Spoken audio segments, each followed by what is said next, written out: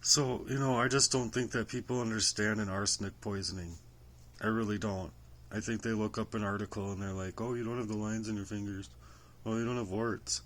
No, those things happened when I was younger. So they're looking at the wrong information in the first place, just to suggest like I don't know what I'm talking about. But furthermore, like I feel bad because the fact of the matter is that I've been through hell because of what these people were doing to me, and like I loved them. I loved them so much, like I needed them in my life, all the time. I'm like calling them and being like, where are you guys? Where are you guys? I need your help right now. Not like a week not from now, or not a month or two from now. I need your help right now. And then they constantly ignore and withdraw, and they're like, but Jesus isn't about his works. Or it's not just about works. It's about deed. Well, faith without works is dead. Faith without works is dead.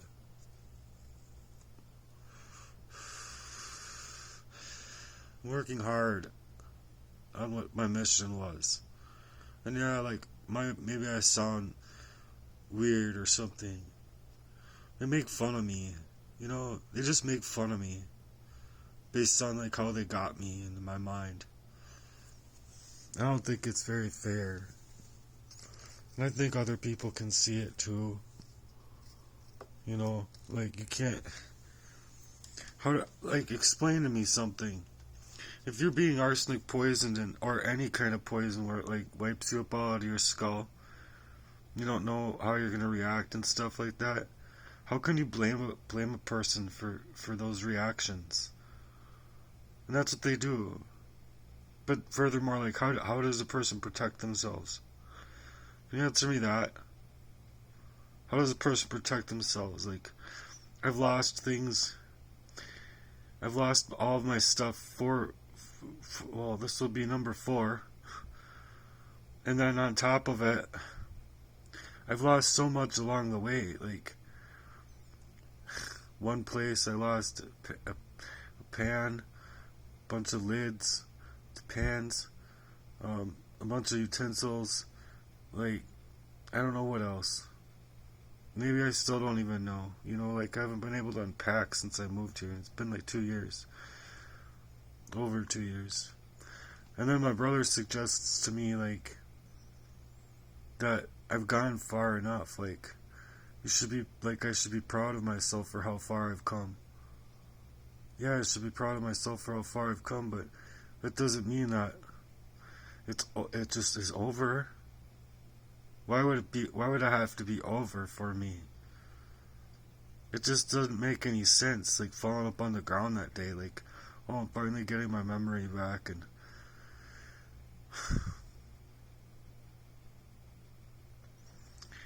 they're harsh memories. Very, very harsh memories. And then, like, I go to work, right? I'm going to work on this cathartic release project of mine with my lyrical value from, like, a long time ago, because I was, like, a little bit hampered in my ability to continue that, as well as, like, speaking out. So I'm like, okay, well, now I gotta use my words. They always ask me, why can't you use your words? Why can't you use your words? Why can't you use your words? Well, you can't use your words. You're in a word salad of abuse, on top of a physical assault, on top of a mental assault, and then on top of that, like, they're trying to, like, maneuver it to where you never come out of that. Never. And you just die. Well, I just get wiped up all out of my skull since I was a baby, pooping my diapers. And then all of a sudden, like, I'm 43, just flopping to the ground and dying. And then these people can assist to themselves as though they're mighty men. No, you're mighty midgets, man. It's not cool. It's not cool at all. And it's not cool to lie about it. It's not cool to lie to me about what happened with my sister and me. It's not cool to lie about what happened to y'all selves when you're younger. And furthermore, you don't even deserve it. And that's for my brothers. They didn't deserve it. They didn't. Not even a little bit. But then they like grew up this way. And I just like, I had questions of the content of their character the same way I believe Stephanie did. So it's like, well, why isn't she feeling it, dude? Why isn't she feeling the Spirit of the Lord with you? What's happening? What happened? And then I haven't been able to be able to like just talk to her. Just talk. In a long time. And I wholeheartedly believe that she's being gatekept. The same way I've been gatekept for many, many years. And it's scary because I wouldn't want anything to happen to anybody else the way it's happened to me. Not a person in the world deserves that. And so,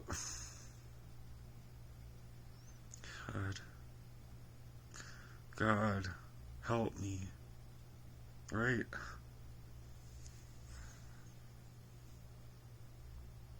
I'm not gonna cry.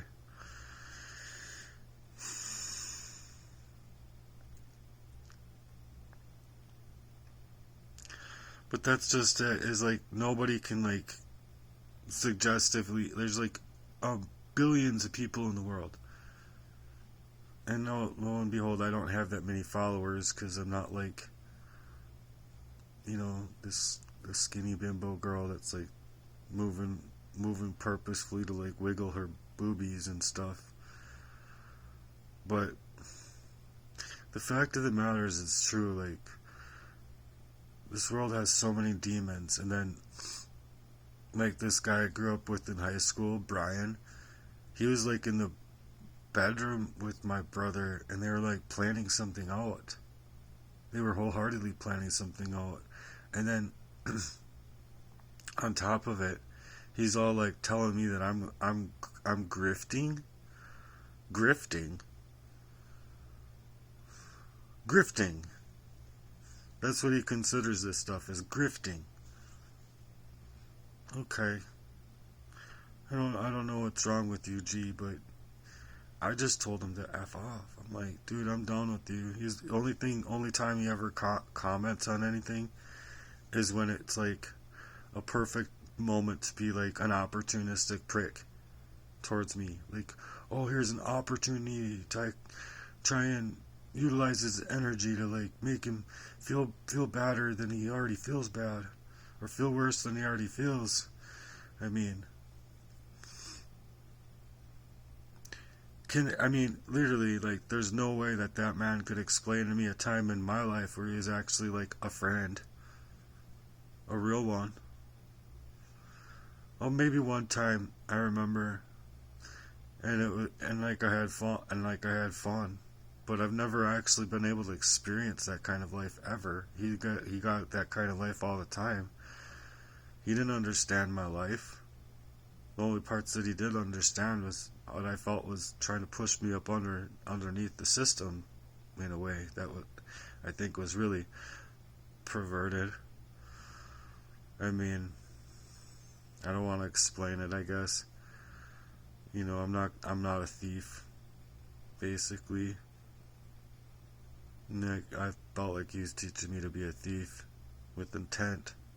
With intent, that's just it. And that's messed up. That's really messed up, G. But anyway, I would really like to know from people how a person is supposed to protect themselves from a long-standing covert poisoning when, like, nobody is taking it seriously. It's not like you can record the actions of, like, such events. You're fucking wiped up out of your skull. Where's, like, common sense laws? Are there any? Or is there just color of law? Like, you're not wearing your seatbelt, we pull you over and give you a ticket. If you're not hurting anybody or harming anybody, I don't think that should be a problem. But somehow, like, a 43-year crime is like, oh, we don't podunky work with that kind of crime. We only work on the opposite end of that crime, trying to make sure that it goes underneath the rug. Whatever, G.